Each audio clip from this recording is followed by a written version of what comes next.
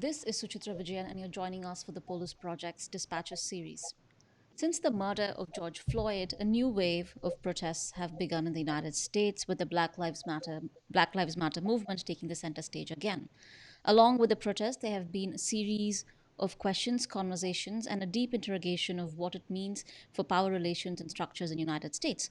One of the important conversations to emerge from this is the role of journalists, what stories get told, and how they are told. Joining us today is American journalist Mythili Sampath Kumar, who has reported on US politics, foreign policy, climate change, the United Nations, education, women's rights, education, and business. She used to be a staff writer for The Independent, and her work can be. She's also written for the LA Times, NBC News, PRI, Foreign Policy, Vox, The Hindu, the Press Trust of India, ThinkProgress, and several other outlets. Mythili, thank you so much for joining us today. Thanks for having me. Mythili, so yes, I want to start with the important question that is everybody's been having in many newsrooms around the country about the value of representation and diversity. And as a journalist who's reported for over 10 years, tell us your initial impressions and what you think are the core ideas that we should take away from the series of conversations that are happening around various newsrooms. Yeah, I think it's there are multiple layers of these conversations happening. So the first is it okay as a journalist to take a side on this? Because we're supposed to be objective, but there is no objectivity in racism.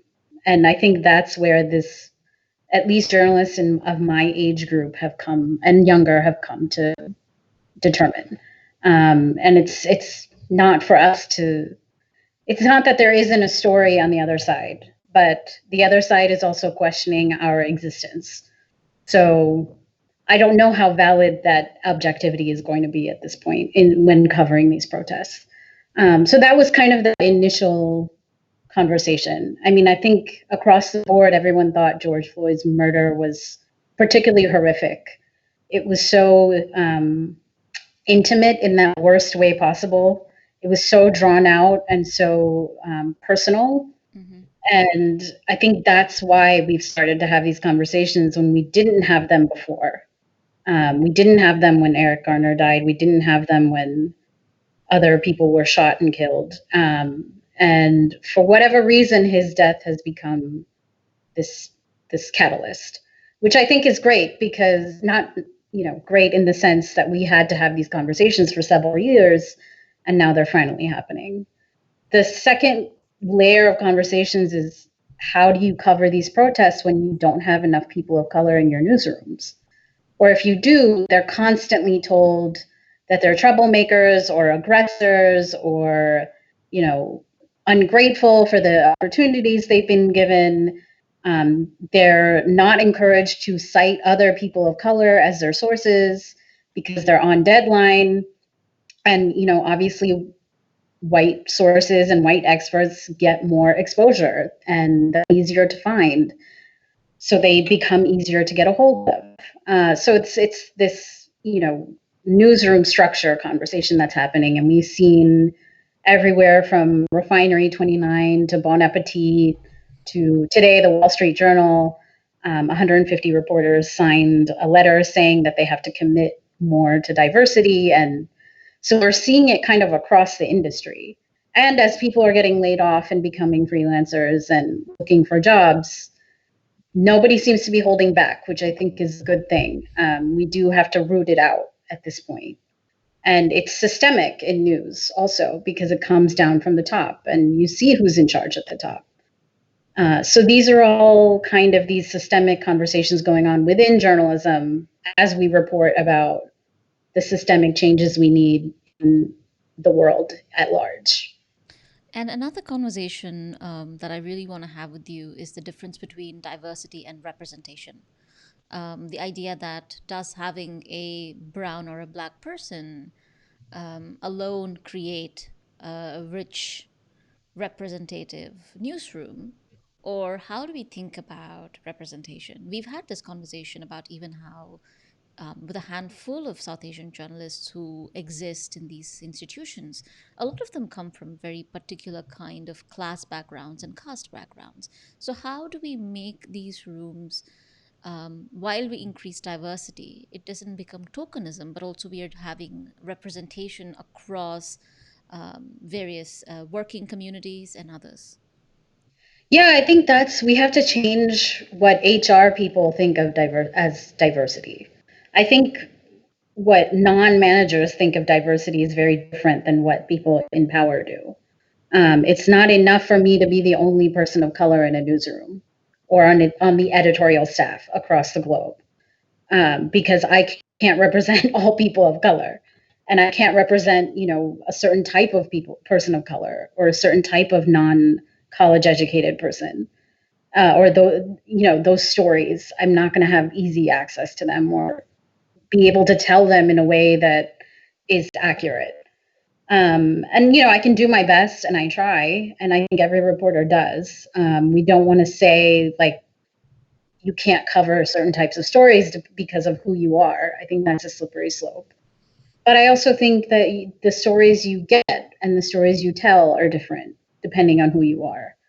For instance, a couple of years ago, I was trying to get a story on AOC published at my old newspaper, and it took months of convincing because they didn't know who she was, and I don't know that they necessarily trusted my ability to know that it was a big story coming. And that happens all the time. That happens far more than people think. It's happening right now, today, as people sit in their apartments arguing with editors on Slack. Um, and so I think we have to change what diversity means to people who are hiring, and how they screen candidates, and how they write their job descriptions, and where they're posting these job descriptions. And instead of saying preferred qualifications, if you really want that person to have those qualifications, you need to just say it and be honest in what your newsroom looks like now, so that you can move forward in the right direction. Um, like a lot of newsrooms just ahead, like during the pandemic, but just ahead of the protests starting, opted out of a diversity survey. And that is very telling, because they realize that there is a problem, but they don't want us to look at it, because we're not managers, and they don't want other people to look at that either. But we have to. I mean, we're at that point. We're past the point of no return. It's not going to change back to what things used to be like after this, I don't think. And I would hope not, because that wasn't particularly great for a lot of people. Far less advantage than me. I have a certain amount of privilege, being college educated, having a master's degree, and doing all these other things. I and not being black. I'm not a black woman, so I automatically have privilege in that respect. Um, and so we have to figure out, and that's an ongoing conversation, I think, and it's going to take a lot of HR retraining and manager retraining, and or manager training in the first place, because I know a lot of people were reporters for a very long time, became editors and managers, and didn't have that next level of training. So I think it's a process, but I hope it takes hold in the bigger newsrooms. Mythili, can you kind of elaborate on? I know when I first heard you talk about the AOC story, this was before AOC became the global media superstar, and you were one of the first people to go um, interview her, report on her, and yet it took so long for you to convince that. I was wondering if you can kind of tell us the whole process, the hurdles, and also you talked about the fact that maybe the editors back then didn't even trust you to know that you knew the story, but you were born and raised in New York. You've been a reporter for 10 years. If you had been, say, a white man, it would have been a completely different response. Yeah, I think the response, I mean, it would have still taken some time, because the story was about Ayanna Pressley and AOC, and they're black and brown women who weren't well known, or unknown really. Um, And so I think that conversation, even if I was one of my white male colleagues, would have taken some time. I don't think it would have taken as much time, and I don't think the fight would have evolved as as it did, which was, me having to be a little more aggressive than I would prefer to be. But it's it's still a fight to get stories told about people who are not well known, who are not white or from wealthy communities. But there is value in telling those stories. There is value in telling AOC's story before she got, won her primary and became this like uber celebrity. Um, because of what they're saying and where they're coming from, we don't hear enough of those stories. And I think that's, how do we fix that? And I think that's because of the people in charge. The people in charge are going to have to change their minds about certain things. They're going to have to trust people that maybe they weren't comfortable trusting before, based on merit and not just who they are. And that's going to take some time, but it's also going to take people being hired to those positions of power also, that don't look like the ones who are there now. But also just, checking your own white privilege to a certain extent. Like, why don't you want to tell this story about these two Black and brown women? What is it about them that you don't think is important? And why don't you think it's important? And those were some questions I had to ask, and I don't know that people really were happy that I was asking them, but that's also part of my job, is to ask people why they don't want these stories told. And so eventually I was able to convince someone. So that worked out. Another thing that you've recently done is you are now on the board of Saja, and having had these conversations with you for a really long time, it is my reading of it. So please feel free to correct me. Was that one of the reasons you joined Saja was also to make sure that as a brown journalist community that we needed to do much better, that we needed to uplift and amplify those voices. Can you talk to me about your decision to join Saja, why you joined it, but also what organizations like Saja can do? Because it can't just be, we are challenging these legacy institutions, but we also need a different kind of community support that can help other younger journalists and also other journalists of color to continue to do the stories that they want to do. Yeah, and shameless plug, Saja has free membership right now. So if you go to saja.org and you are a journalist in North America, please join. We waived our membership during the pandemic. And we're offering virtual events, and we have scholarships and internship funds and professional development funds coming. And we have a lot of resources to get you through the pandemic and everything. But yeah, talking about why I joined, I've been a member of Saja for years, and they've always done some really great things. But recently we have been talking a lot about diversity in media and representation, and what's going on in India and South Asia in general. And I felt like we needed to address that on all fronts here in the States. We had to be representative of people writing about South Asia that were not from South Asia, but were also not white. We needed to be more inclusive of not just be India focused. We had to include Bangladeshis and Pakistan and Nepal and Sri Lanka and all these countries, and not forget that they are also part of the region and they have a very important story to tell. And they add to our narrative, and they add to our diversity and strength as journalists also. And I don't know, the organization was doing what they could do, and we're trying to be more diverse in the panels we have. We're trying to be more diverse in the members we recruit. And, if you're Indo-Caribbean, there's an option for you to join also. We would love that.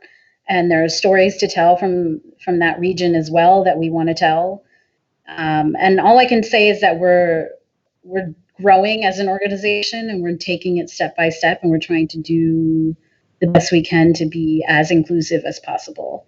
And we have an open chat line with our members. You know, if you can DM me personally, you can DM the Saja account if you have something to say and you want a certain program run, or are just wondering what our makeup is and how we're, how we run our operations. We can be as transparent as possible. And, if you have these amazing stories to pitch that are not necessarily things that you would be able to get funding for, please let us know. We have the story fellowships twice a year. So it'll be coming up again in the fall, and I encourage everyone to apply. And this year we had a great number of applications. We had really high quality stories coming out soon, hopefully. And we'll have more rounds of those as well. So we want to be able to, include all these voices that make up our very diverse region as well. But then now they're making up our diaspora, and we want to reflect that too.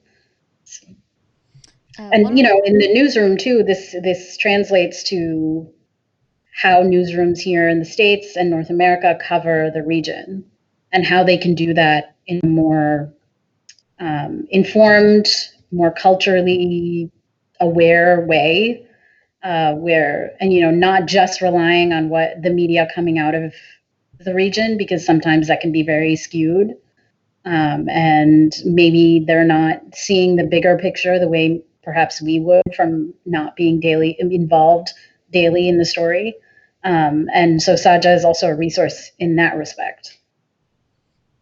And one of the things that has emerged in this round of protests is how can South Asian communities be in solidarity with the Black protesters.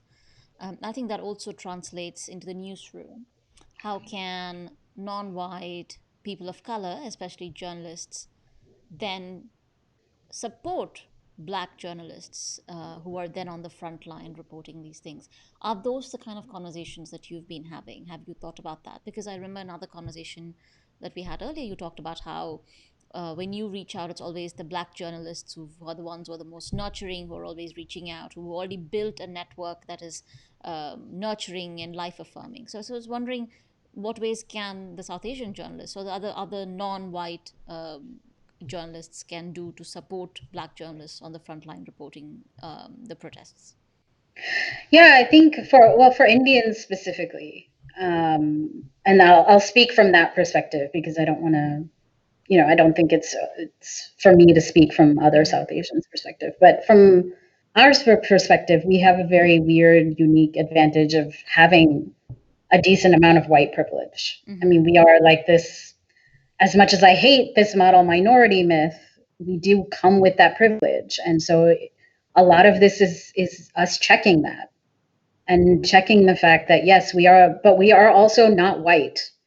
And we can't forget that either. I got into a very interesting, heated conversation with somebody I've known for several years, who is South Indian and grew up in the States. And it was very much like, it was about defunding the police, and she didn't understand the naming of it, the naming of the push, and that was kind of the main argument. But as we were having this conversation, she's like, I would be forced to buy a gun, and using words like educated and non-educated, and then walking those back as we brought those problematic points up to her. And it occurred to me, she maybe isn't in the same cultural thinking that maybe the rest of us, or some of us, are.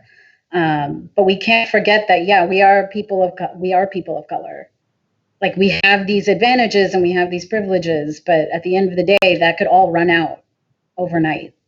And you don't know. And what were you? So whose side were you on when those ran out? Were you fighting for the people that you're now lumped together with, or were you fighting for the people who were furthering the white supremacy? And so I think that's one layer of it. Why we have that white privilege goes back centuries. It's colonialism and what casteism and all of this stuff. But I think in America, especially for Indians in America, it has a lot to do with classism and like our own disgusting belief of like if you don't have a big house in the suburbs and your parents aren't doctors or engineers, you're not really worthy of any respect. And that's a very tangible feeling for people who grew up with that. And I don't know that most of the community is willing to face that. But we have to, because that translates very easily to anti-Blackness. That translates very easily to not respecting people who work working class jobs, and that doesn't, and not respecting people who didn't grow up in neighborhoods with great free public schools and, manicured civics, public spaces and garbage collection and street lights and ample parking and, all these things that make for a sense of community, and you take it for granted. But when you don't have all those things and you live in public housing, that doesn't make you less of a human being. But in our community, because we see success as some sort of marker of our immigration because of this model minority myth, it translates so easily to anti-Blackness, and we have to check that, and we have to check it amongst ourselves also, because the disrespect of we have all this respect for elders unless they don't have money. We have all this respect for our ancestors unless they were our social justice ancestors who fought for civil rights and made your house in Silicon Valley and that high-paying tech job even possible. And so it's these double standards that I don't really understand, and we have to stop being such hypocrites about it. Mythili, just as we come to the end of this conversation, I want to leave this conversation with tangible takeaways that people can do. As someone who's been a journalist, who's respected in your community, now as a member of the Saja board, what can we do, especially if there are young journalists who come from working backgrounds across the race? There are working class journalists in white communities, black communities, brown communities. So, how do we make journalism more accessible to them? How do we make it possible for not just diversity, but representation in the true way? How do we make space for our people? When I say our people, I talk about brown and black and LGBTQ communities in this country. How do you make space for those young people who are now thinking of journalism as a field and to coming into it?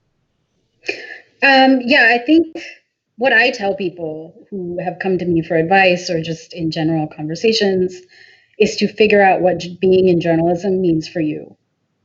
It doesn't have to mean being on TV all the time. It doesn't have to mean, running out into an emergency and reporting on it. It can mean a lot of different things. And so figuring out what that means to you and figuring out the outlets you want to write for. And they don't have to be these huge national outlets. It can be a local newspaper that has a lot of value. And it doesn't pay as well, for sure, but it doesn't mean you can't do it on the side while you have another job to pay the bills.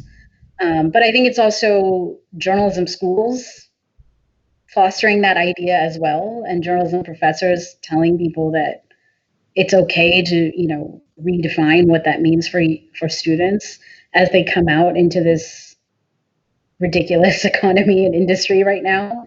And I think for Indians and South Asians specifically, just checking our own privilege when it comes to that stuff, and just trying to be there for our colleagues.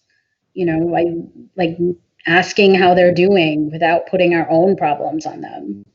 And when we talk about, our community too, just being aware of our the not so savory things about our community, and being aware that those are noticed. Like people may not say it to you, but they notice it. This like whole black pants crowd is there, and I don't know how else to describe them. You guys know what I'm talking about.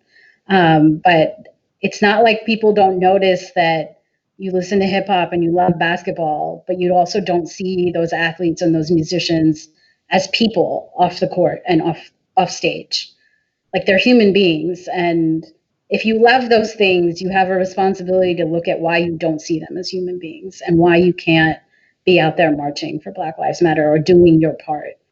Um, but to get back to journalism, just being there for our colleagues and you know amplifying their voices if they're writing pieces and they're not getting a lot of attention. I feel like I always want to boost their stories and use my platform as best as I can to do that. Especially if they're writing for local news outlets and I happen to have some connection to that place, or it's just a great story. And just trying to do that more, and being aware that when we're in the newsroom setting or like we're out in a field situation reporting, that like we have to be in solidarity because people see us differently than they do white reporters of any gender. And so just understanding our role in all of that is to support and amplify each other. Um, and also, there is a GoFundMe campaign for getting Black journalists mental health services and therapy right now. There is a great need. The person running it is Sonia Weiser, and she's a freelance journalist in New York, and she set up the GoFundMe. She's gotten requests for up to about $70,000 worth of treatments that people want and need.